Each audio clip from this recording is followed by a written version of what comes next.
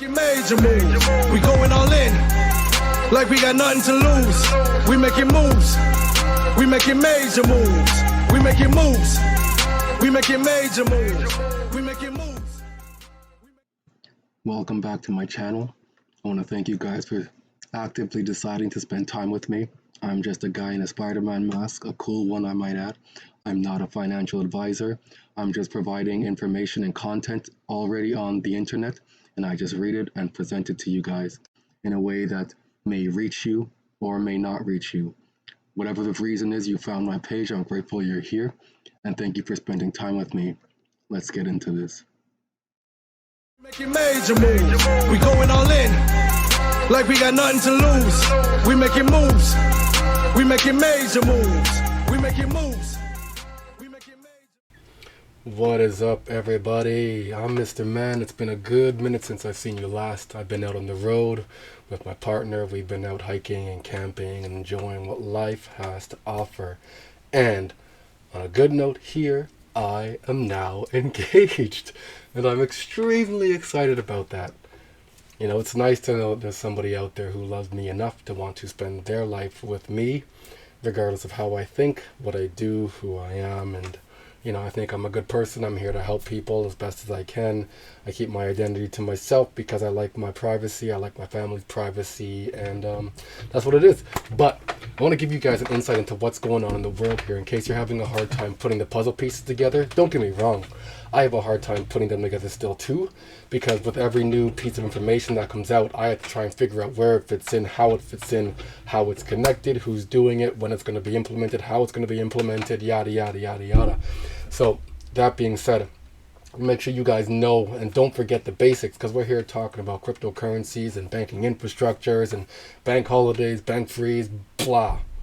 Don't forget the basics, all right? Don't forget your wealth preservation. Don't forget your water. Don't forget your food, your filters for your water, your air purification. We in Canada here right now have smoke all around the area. I live in a small town, northwestern town here, and there is smoke. Like you walk outside and taking in a gasp and a gulp of smoke. So make sure you have your air purifications. Do it before the need and the necessity exist. Make sure you have these things long before everybody else jumps on it, right? We're here to help each other out, which means when I have information, I will make sure you have information. That way when I'm doing it, you can decide if you want to do it too, because I'll give you logic behind my rationality. It's not just I'm doing this and the end. I'm doing this because this is where my thought pattern is and where it's going and how it's going and what direction I'm trying to lead you guys in terms of my train of thought here.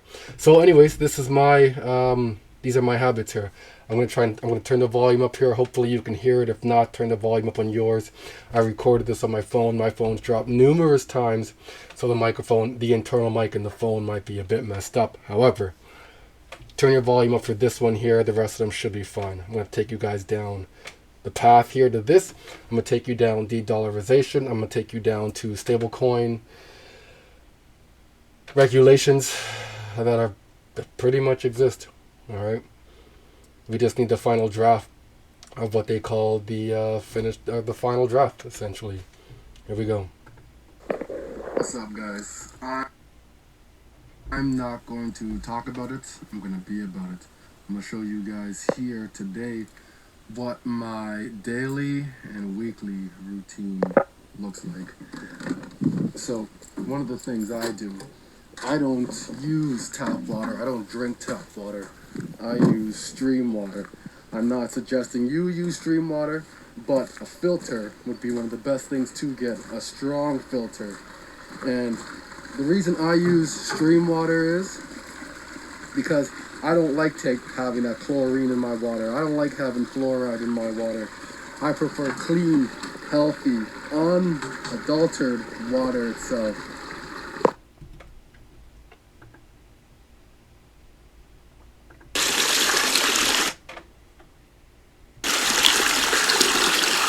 Nice free-flowing water. Have my jug, fill this up.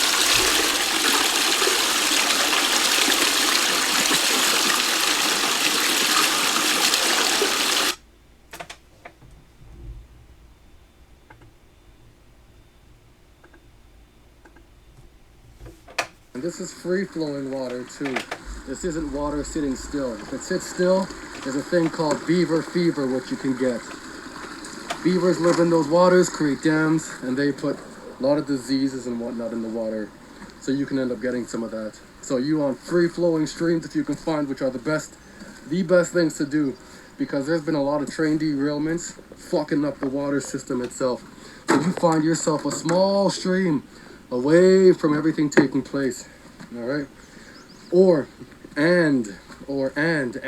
whichever, and you get a nice filtration system that'll help clean your water out. Because even though I get nice stream water away from the mainstream, I'm gonna filter this still. That way I know for a fact I'm getting clean drinking water. Do not get complacent. Make sure you have good drinking water. Make sure you have a storage of food as well. That's what's coming up next. I'm going to show you guys. Beautiful. So, clean water source if you have access to that. Make sure you have a filter, a good filter, not just a standard, regular runoff off the shelf filter, filtration system. And when you do get it, load up on the filters as well, because there's going to be a time where there's a need for this, kind of like during COVID. For whatever reason, people ran out and got toilet paper. So if you can be ahead of the curve, make sure you have these things. Get them, because there will be a time in life where a water filtration system becomes a necessity. If you have it before, you can beat it and get it while the price is low, and before the price inflates up and people are out there fighting each other for a filtration system. So do some research. Get that, okay? So, where are we going next? Listen to this gentleman here, Klaus Schwab. I played this for you guys before in a different context though. This time we're talking about an angrier world and where it's going. Will play out in November. But what we know is that we will end up with many more unemployed, and particularly also people in the grey economy, which are not counted for, who lose their jobs. So we will see definitively a lot of anger already now, but probably increased by the end of the year, because this crisis will be with us until we really have found a remedy. So we have to prepare for a more angry world. And how to prepare? It means to take the necessary action to create a fairer world, to see that we provide everybody with decent access to the health system, that we make sure that those people who are really left behind, and I'm not speaking only on national levels, I'm speaking also internationally. If I see now the tragedy in some of the emerging countries like South Africa, like some countries in East Asia, I think it's all, I don't have too many remedies. The remedies have to be discussed through dialogue by the stakeholders. You're a stakeholder in this. Don't forget that. You, I'm talking to you. You're a stakeholder in this. You have to protect yourself. All right? These guys will not protect you. Here's how I protect myself. Now that we have our water, and now that we have our food looked after, the next thing we need to do is look after protection. These are things you should want should you ever need it. For instance, to go hiking, and you need to have some form of protection with you. Say you need to go, you're going hunting. You have form of means to hunt for and take care of yourself and your family. Should you ever need protection, make sure you have these things, have all the licenses you need, and as well as have the know-how and understanding to how to use these things. Because it would be shitty if you just had these things but don't know how to use them. This here, my bow, I love it. I'm looking to get even better at it. I want to make sure I know what I'm doing when the time comes to need it. Right? It's better to have these things and not need them than to not have them at all should the time come. This here is my 22. I'd gotten this about 2 years ago off a buddy of mine. I'd upgraded it, put the scope on there. It's nice. Really nice. And this is my 410. It's a little chicken hunting thing here. This is fantastic. Should the need ever come for this, for whatever the means are, to to hunt or for protection, I have it. This here, well, I just like this. I just love me some machetes. And then even better now, this is my military vest here.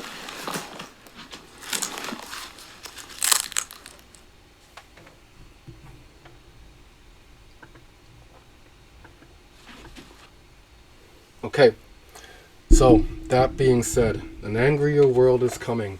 So you are a stakeholder in this. You must be prepared for what's coming. You must have a water source. You must have a filtration system. You must have food. You must have these things that you need to survive, okay? Do not find yourself in a situation where you don't have them, because at that point, you lose. You lose the game, all right? I don't want to look at life as a game, but shit, what we're playing right now is not fair. And make sure you are a king, a queen, a bishop, a rook, somebody other than a pawn, where you can make more than just one move at a time. Stay ahead of the game and learn the game about what's going on. That's how you stay ahead of the game. I had a video that I had uploaded, but for whatever reason didn't work, where I showed you guys my food storage area as well. I have rice in there. I have about 6 bags of rice. I have a big black Tupperware containers, yellow lids on there with food, as well with healthcare, with self-care. I have dry beans in my storage area. I have dry pasta in there. I have Asian noodles in there. I have dehydrated food up in there. I have canned meat in there, canned corn in there. I understand corn's not the best thing to have. Corn's a GMO. However, I have canned corn in there, I have cereal in there, I have canned beans in there.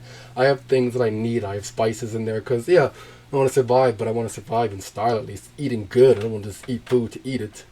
When it gets to that point, you know, you're in desperation mode when you're just eating food to eat it. So, I take care of myself, I take care of my family. I want to make sure that we're good. We're about to re-up on our food products because we're running a bit low. I'm going to re-up. People are still out there, summertime now, high gas, they're loading up on the nonsense that they always load up on. And yeah, this is going to be a longer video, but you know what, it is what it is. I want to make sure you guys know and understand the steps that need to be taken to survive what's going on. Do I have all the answers? Absolutely not. And I will not lead anybody or mislead anybody into believing or thinking that. I'm just learning as I go. The same way you guys are. Keep your mind open to different researchers, not influencers, different researchers such as myself and other individuals who have their niche area of focus and take bits and pieces of here and there and everywhere, what you can to begin to put the puzzle pieces together. And I consider myself a somewhat of a good puzzler. I like to put the puzzle together as best I can. There's always pieces being added. So I'll never say I have the full picture, because you can't have the full picture unless you're in it. So,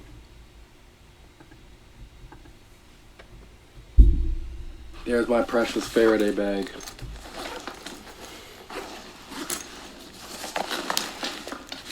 Alright. This one here is by Mission Darkness. They also have an app where you can test their stuff out online. You can test their stuff out and see if the products work. Alright, I'm not fucking around here. This is serious business. I like to buy, and I'm learning how to trade crypto. But for the specific amount, I keep a specific amount on this is my family ledger here. My ledger's in here. I have another 3 other that I'm looking after as well. In custodyship, custodialship, right? I wrap them in foil, and inside the foil, I need to replace this one now, this foil, because this is compromised. But inside the foil, while I'm here, I might as well just replace it. There's the ledger. Alright? I'm not fucking around with my stuff here, and neither should you guys. Make sure you have many, not necessarily ledgers, but many forms of wallets. Why do you want many forms of wallet? Because then you can move your money around. Should you be invested in XRP? XRP takes 10 XRP to immediately fund that wallet. So hypothetically, if that XRP jumps from 50 cents up to $8, right? At that point, 8 times 5 is $40 now. Or sorry, 8 times 10, that's $80. 10 XRP, that's $80 just to fund your wallet before you can even utilize XRP or move it or do anything with that. Hypothetically, you should have jumped to $20. 20 times 10 is $200 now, so don't fuck around. Make sure you have many wallets open for things like that.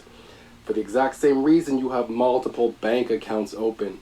Why do you have multiple bank accounts open? So you can move your money. Don't have all your money in one location.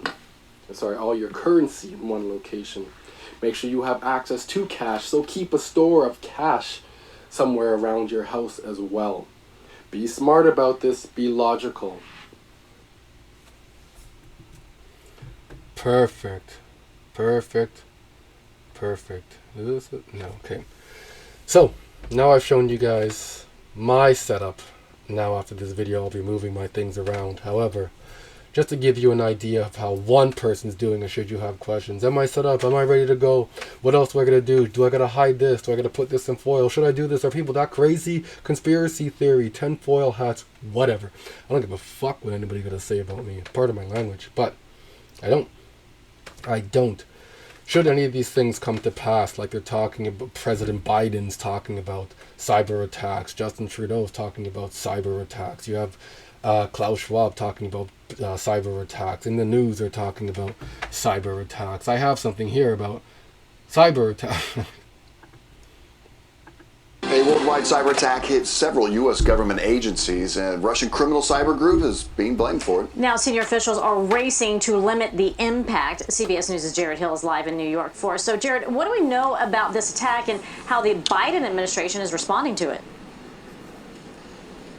Yeah, so Keith and Betty, this is something that officials have been watching since at least last month, when they say this extortion gang got access to a file sharing app that a lot of businesses and government agencies use. And as you mentioned, the Biden administration is watching and trying to make sure that the fallout goes not too far. Take a look.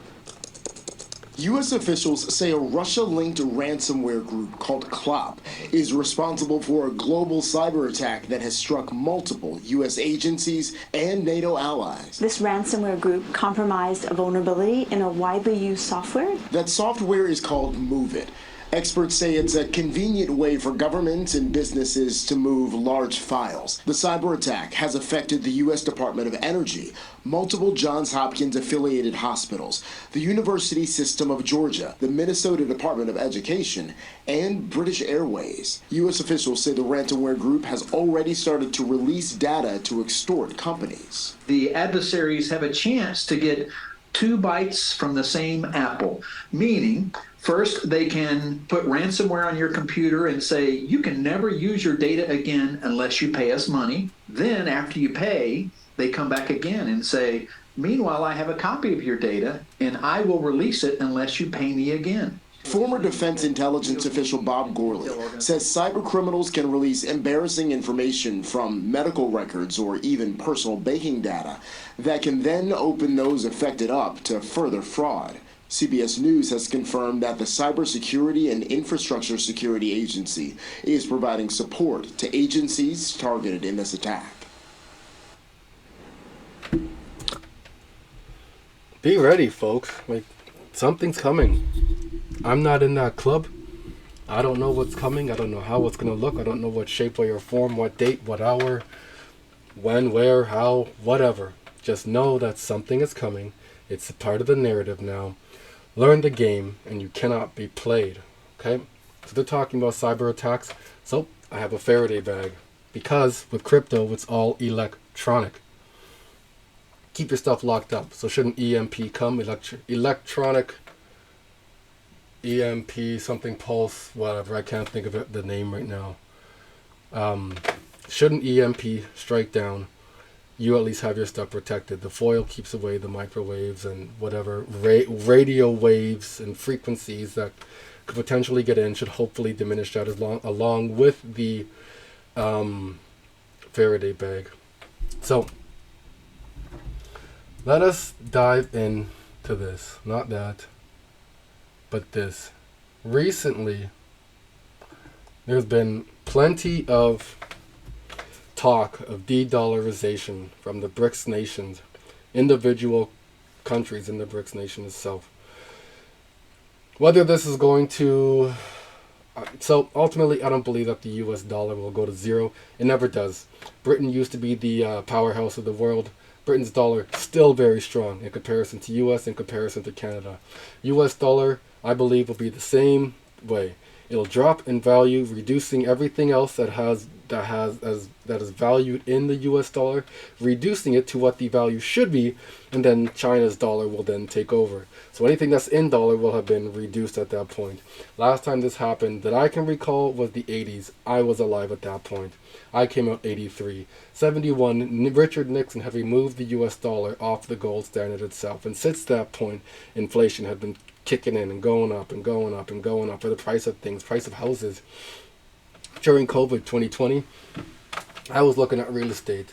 I remember when I saw, when I heard my buddy actually, he bid 200K, 200K over asking for a property worth only $500,000. And his reasoning or excuse was because the interest rates are low. Of course, that makes sense. When interest rates are low, you don't have to pay as much immediately, so you can save cash flow on that property as you're paying for it. But what tends to happen? The interest rate had gone up, and people who had bid over asking or even near asking when asking was inflated, they're struggling. They're getting their asses handed to them now, and it's not a funny thing. You know, my boy just sold his house. 50K loss. I'd love to get him on this show so we can talk to you guys about this strategy here. His strategy. We operate on a different strategy. And the way we connected and found each other, I was on a podcast before, and I was talking about the real estate and my strategy in my area and why I chose my area. And he had caught wind of that podcast. So he contacted me, and we've been friends ever since. So back to the topic here. Brazil to push de-dollarization in the BRICS meeting. This is back in 2020. This is June, 2 days ago, 2023, in a significant move aimed at strengthening the autonomy of emerging economies. Brazil plans to push the de-dollarization agenda at the upcoming BRICS, Brazil, Russia, India, China, South Africa meeting, with the growing consensus among members' nations. This bold initiative seeks to reduce dependence on the US dollar and promote greater financial sovereignty for BRICS nations. We just learned about who the BRICS were. Well, we didn't just learn. We know who the BRICS are. We've been talking about them for a while. So we've gone through the B in the BRICS. Who's next? R is Russia. Russia's latest move toward de-dollarization seen as symbolic. In the Russian government's latest move to reduce its reliance on a global financial system dominated by the US and its allies, Kremlin authorities Monday began a policy of barring the US dollars as collateral for transactions on the Moscow Exchange, Russia's largest financial services marketplace. So we have the R in BRICS. Who's next? It's at the I. India's rupee settlement echoes global de-dollarization push. The Reserve Bank of India, the country's central bank, on Monday announced an agreement to allow trade settlements between India and other countries in rupees. The Indian Media Business Standard reported on Tuesday. This is back in 2022. Yeah, right there, July 22nd, 2022. While it didn't mention any country, observers generally believe the arrangement is to facilitate trade with Russia and countries that are facing Western sanctions, the BRICS nations. In terms of the traditional international trade settlement. Still, it has to be said that the timing is somehow perfect for India to introduce the rupee-based trade settlement. Perfect is like the perfect word to say. So, who's next? Brazil, Russia, India, China is quietly trying to dethrone the US dollar. They're not quiet about it. I showed you guys how in 2015, Christine Lagarde came out to introduce China. The yuan, the yuan has been added to the basket of currencies now for the SDR. Why were they added there? And then in 2018, I believe it was, the WCU, World Currency Unit, China's currency unit, had gained notoriety at that point. And that basket of currency has 20 different currencies, whereas the SDR, I believe, has 7. At their current summit in Uzbekistan, members of the Shanghai Cooperation Organization, a prominent regional organization led by China and Russia, agreed on a roadmap to expanding trade in local currencies, a roadmap for using local currencies in trade and development, alternative payment, and settlement systems has been part of the SCO's economic plan for years. For years. Right? I'm just catching on to this stuff now, but I'm teaching you guys as I go. I don't know if you guys are further along than I am or not as far as I am yet. So depending on where you are in the spectrum. Oh. It's my Airbnb stuff going off there. My partner's looking out there talking to customers who are looking to book with the Airbnb. That's my short cash flow. I like that cyclical short cash flow stuff. So we've gone to the BRIC. We've gone to Brazil, Russia, India, China, BRIC, and then South Africa. This isn't South Africa. This is Kenya. But let this serve as South Africa. Market that has since not worked. And I am happy that the players in that sector, including our banks, are coming forward and they are participating. And they are working with the central bank so that we can again take charge of our market and that it is not allowed to be distorted by brokers. I'm told the only place where brokers are accepted is at the exchange. Anywhere else, they are banned. And so I just want to assure those in Kenya who were facing challenges of access to dollars that we have taken steps to ensure that dollar availability in the next couple of weeks is going to be very different because our fuel companies will now be paying for fuel in Kenya shillings. They do not have to look for dollars every month because we have done what we must do as government to ensure that we ease the burden on people who want to realize their returns in dollars. And Why? Why will the US dollar be taking a haircut? Because you have the entire BRICS nation, the east landmass of the world, de-dollarizing. So that'll deflate it. That'll bring down the dollar to what it should actually be at that point, which is why some of your assets, well, most of your assets, if not all your assets, will be taking a huge reduction in terms of price. Because countries like this are letting go of it, because Brazil is letting go of the dollar, because Russia is letting go of the dollar, India is letting go of the dollar, China is letting go of the dollar. Of course, the US has been pumping it into the system now, right? So it's like having that one car that's just a rare car. If you have one of it, someone will pay several millions for it. If you have 8 million of this car, you're not going to get, several millions for it at that point. You might get, couple double-digit thousands, 20,000, 30,000. I don't know what they're gonna go for, but they're gonna have a reduction in price. So, as I was talking about before with the water in the beginning of this, I was telling you guys about filters. Let's look at this here. So, in terms of train derailments in Canada, this comes from the Transportation Safety Board of Canada, TSB. The main track derailments by province in February. This is just February, okay? Overall in Canada has been 18, the average, just in February. So if there's 18 in February total across Canada, there's going to be thousands of these things that take place, right? That being said, let's hop over to now that we know there's thousands of these things that happen, what's going on this graph? Train derailments from the New York Times. What do you notice and wonder about the location or number of derailment train cars? What do you wonder about derailments? Do you wonder about derailments? Here. Number of derailed trains cars from 1975 to 2022. Look at this shit. Look at this. Do you notice something? Do you notice a trend? Do you notice where the population density is at?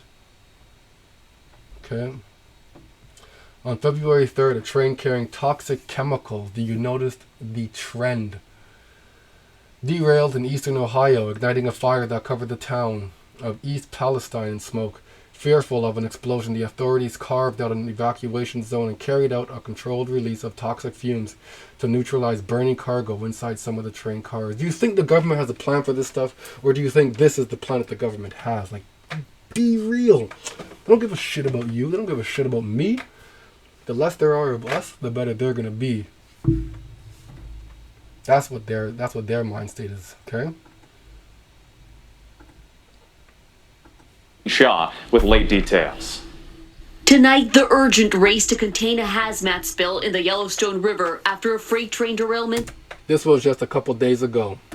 And bridge collapse sent multiple cars plunging into the rushing water below. New images showing those damaged cars in the Yellowstone. Authorities say it happened early this morning in Stillwater County, about 40 miles west of Billings, Montana, and 110 miles northeast of Yellowstone National Park. A yellow substance seen coming out of the wreckage. The Montana Rail Link, which owns the train, confirming the crew is safe and no injuries were reported. Certainly, this is a big impact. It impacts the rail line across Montana. Officials telling ABC News that 4 derailed cars were carrying molten sulfur and 3 were carrying hot asphalt, saying those substances leaked into the river. Water treatment facilities in 3 cities, including Billings, now taking emergency protective measures, telling residents to conserve water, but adding there is no reported threat to life or property. And WIT officials are still trying to figure out how. Right. There's no issue to life or property. Come on.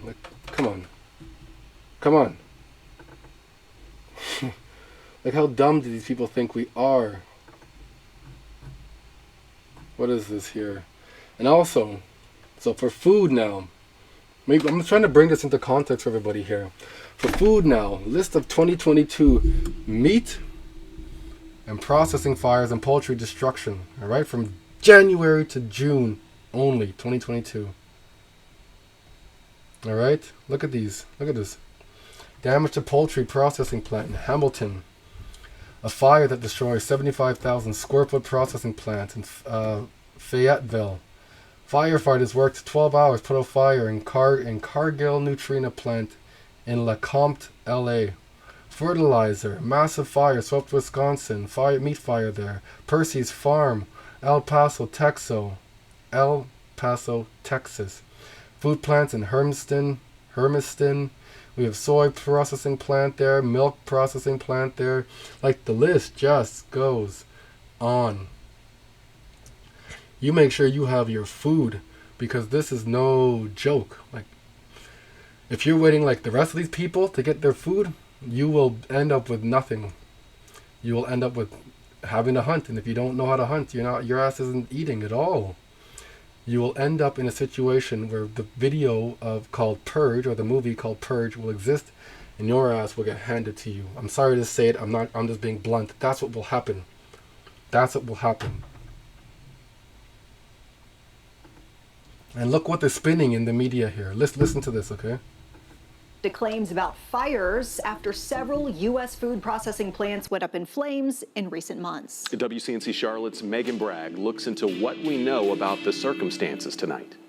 Recent fires at food processing plants across the U.S. have several people speculating online if something else is behind them. This tweet notes a, quote, odd coincidence that, quote, 18 U.S. food processing facilities burned down in the last 6 months. The question that we're looking at today, are people setting food processing plants on fire intentionally in order to create a food shortage? Let's verify. Our sources, Sam Gage-Jack, the communications manager for the American Association of Meat Processors, Sarah Little, the vice president of communications for the North American Meat Institute, Tom Super, the senior vice president of communications for the National Chicken Council, fire officials in each case, and the U.S. Department of Agriculture, otherwise known as the USDA. In a statement, Little told us, quote, "We are not aware of any concerted effort to set food processing facilities on fire." Super told us, quote, "I can only speak for chicken, but like any manufacturing plant industry, there are genuinely a few fires that occur each year across the country. Most of them are contained rather quickly." Gage Jack agrees. We've not seen anything that points to it being suspicious in any way. A lot of them seem to be mechanical failures or just very unfortunate, tragic things that happen, but nothing that was deliberate. So let's break down the number on what we learned from fire officials. 11 of the fires were either ruled accidental or no foul play was suspected. 6 others are still under investigation. The other one was at a vacant building that once housed a meat plant but no longer does. I can't take it anymore. Jeez. Ugh. No, you get the regulators telling you that there's no foul play. Of course they're going to say there's no foul play. Of course they're going to say that.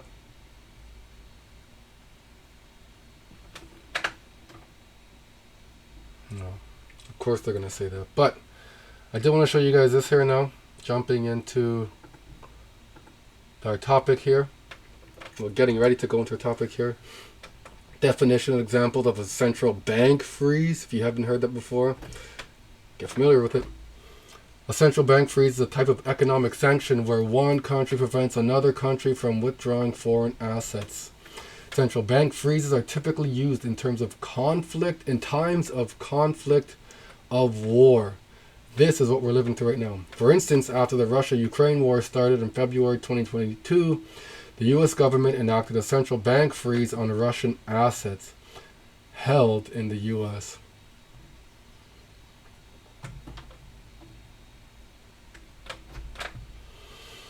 How does a central bank freeze work? Central bank freezes work much like individual bank freezes, but instead of a person not having access to their money, it's an entire government entity.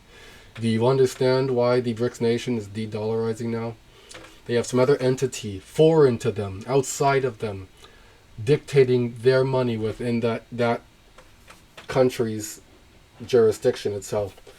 So that's why they're booting the U.S. out of things, out of the OPEC plus agreement there. So if they want to buy oil, they have to pay for it in the, what is it? The ruble, the Russian ruble, I believe it was. They had created a deal with China. All right.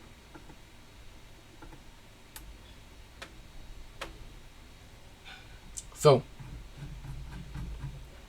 the CPMI had been charged to create the stablecoin regulations. And they had come out for, not regulations, pardon me. They had been charged with coming up with a stablecoin platform to track stablecoins itself.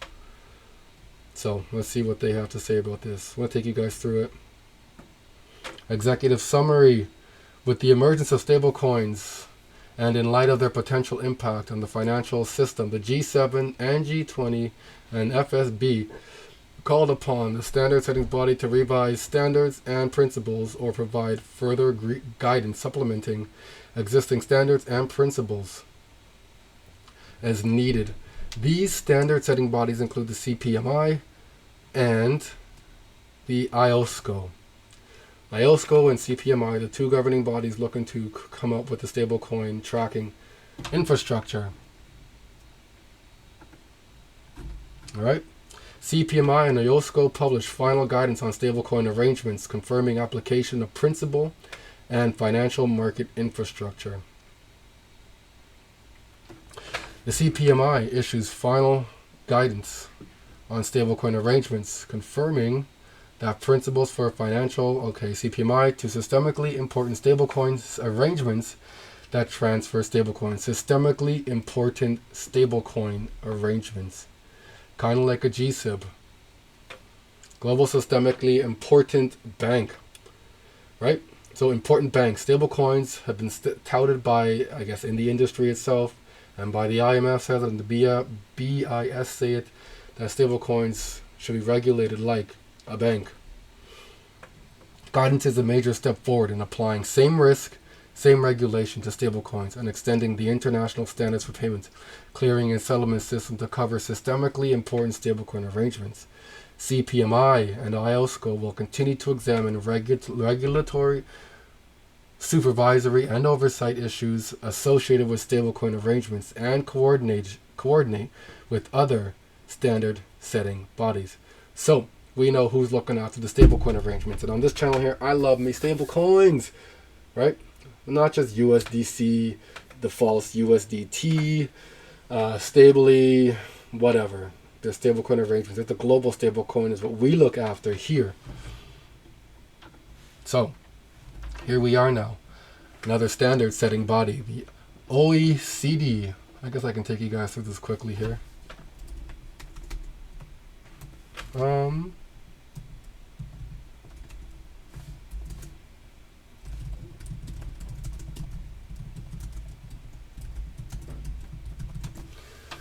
Let's see if it pulls up. Here we go. So here's our standard setting body. These are the people that make the fucking money rules. Okay? We've gone through this before. Don't forget these people. Here's the CPMI right there. FATF, Financial Action Task Force, the FSB, IADI. Here's IAIS. These guys are all about insurance. Here's the accounting board. Like, they go through it. The IMF. Here's IOSCO there. The JF, Joint Forum. Here's OECD, which is who we're going to be talking about next. And then the World Bank. Here we go.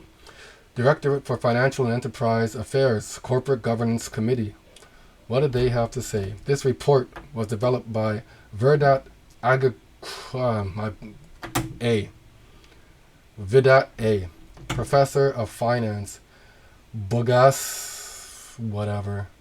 That university has background for the Corporate Governance Committee's roundtable discussion on blockchain technologies and possible implications for effective use and implementation of the G20 OECD principles of corporate governance on April 10th, 2018. A subsequent presentation of the report was given to the OECT workshop on digital financial assets on May 16th.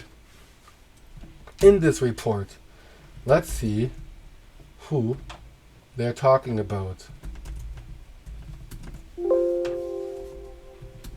Okay.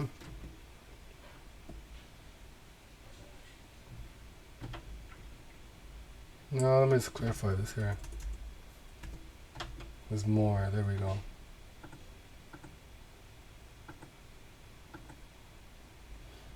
Talking a bit about Ripple. There we go. Bit of permission, blockchain for Vitalik. Yeah.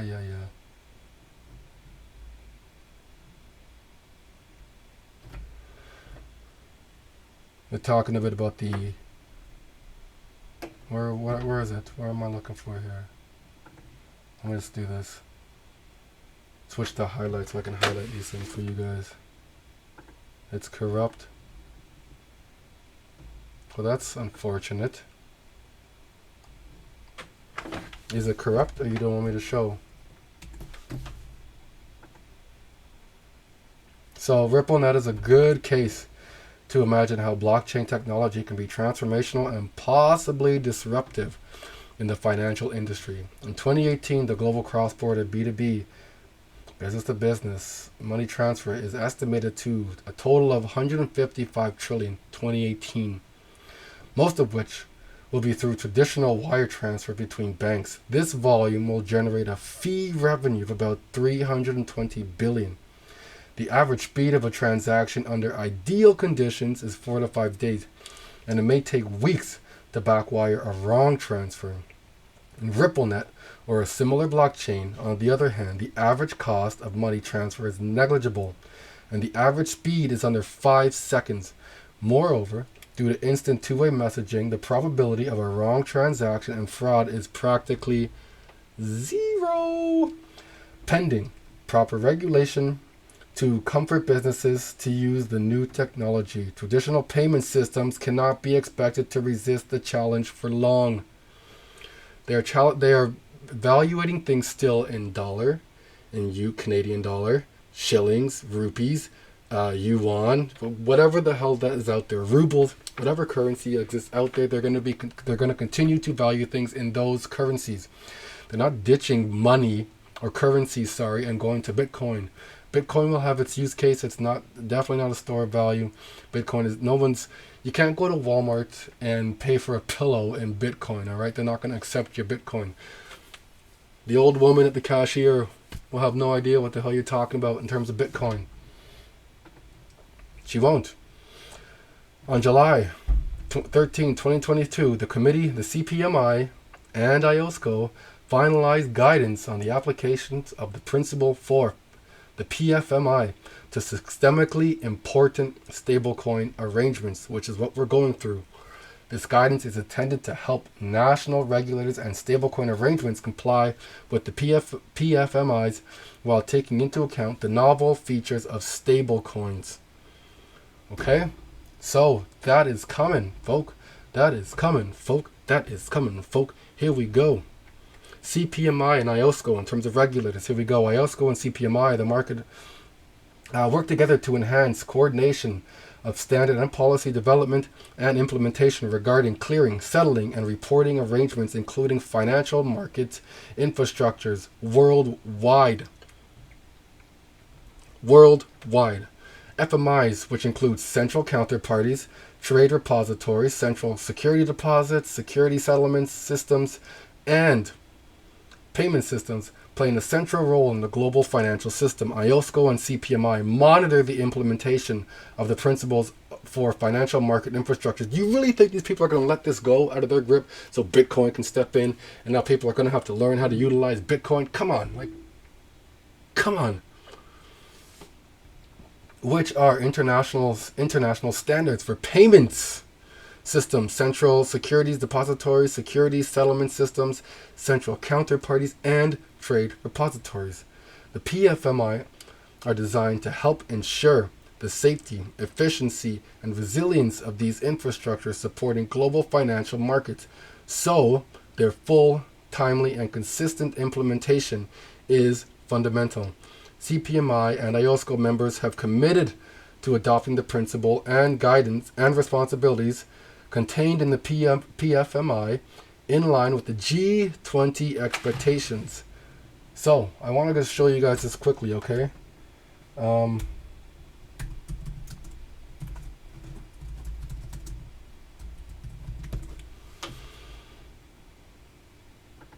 Let's see who these guys are. So this one that was difficult to skim through. No, not this one. So here's the OACT members.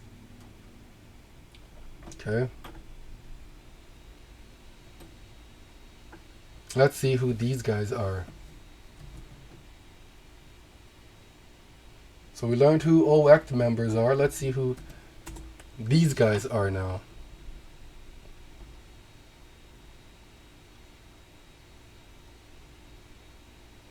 No.